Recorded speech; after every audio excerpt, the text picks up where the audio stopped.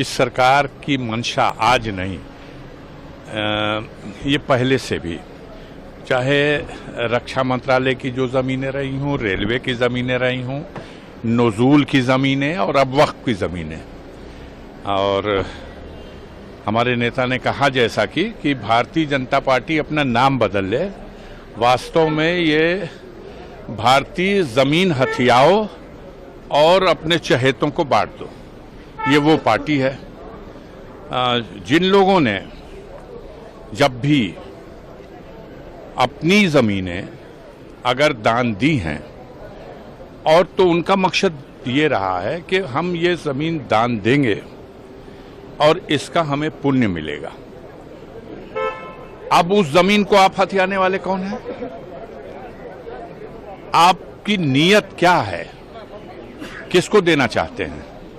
हमारे देश में ये चलो ठीक है, मुस्लिम वक्फ की ज़मीनों के लिए आज विषय है। कल इनकी नीयत खराब हो सकती है। जो बड़े बड़े मठ हैं, 400-400 बीघा, हजार बीघा ज़मीनें हैं। खुद बाबा गोरखनाथ के मठ की अगर ज़मीनों को देखोगे तो किसी दिन नीयत उस पर भी खराब कर लेंगे। इन्हें हर हालत में चीज़ें निकालनी है और निकाल करके अपने चहेतों को थमानी है। हम इसका पुरजोर विरोध करेंगे और इस बिल को, इसमें कोई संशोधन की आवश्यकता नहीं। आप जो व्यवस्था चला रहे हैं उसको चलाइए। देश की जनता को गुमराह करने के लिए, महंगाई पर, बेरोजगारी पर ये जो फेलियर हैं उसका ध्यान हटाने के लिए आप ये सब कुछ करना चाहते हैं। आप क्या ये माने अफजल साहब कि इस संशोधन, इस बिल के संशोधन के जरिए एक मुस्लिम पे टारगेट भी है और आप चाहते हैं कि जो मठ है उनके ऊपर भी ऐसा संशोधन? आगे चल के मैंने कहा, इब्तदाई इश्क है रोता है क्या, आगे आगे देखिए होता है क्या। ये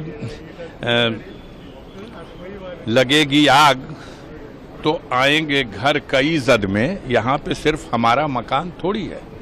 अब जिन लोगों ने अपना दिल पड़ा किया और अपनी संपत्ति वक्फ बोर्ड में दे दिया और उसका संचालन और व्यवस्था, और वो एक ऐसी संस्था है जो हमारे संविधान के अनुसार है और उसमें आपके दखल अंदाजी की कोई जरूरत ही नहीं सरकार की। वो चुनी हुई बॉडी होती है। आप उस पर अपने प्रतिनिधि थोपना चाहते हैं।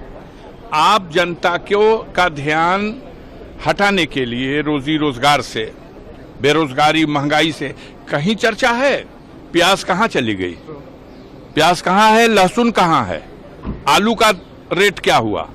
इस सवाल पे कोई चर्चा तो है नहीं। ये चाहते यही हैं, ये यही चाहते हैं।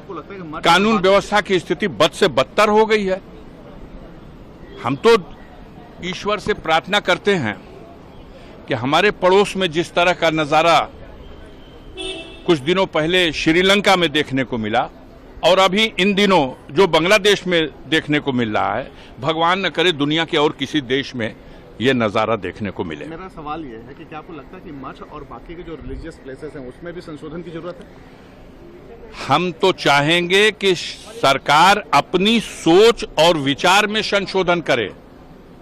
लोकतंत्र की व्यवस्था में संविधान के अनुरूप जो व्यवस्था बनी हुई है उसको डिस्टर्ब न करे, संविधान का सम्मान करे और इस देश में जो पुरखों ने लड़ करके इस देश को आज़ाद कराया ब्रिटिश हुकूमत से और इस देश के संचालन के लिए जो बाबा साहब भीमराव अंबेडकर ने संविधान दिया, उसमें जो प्राविधान है इस लोकतंत्र की व्यवस्था में, उसमें छेड़छाड़ न करें।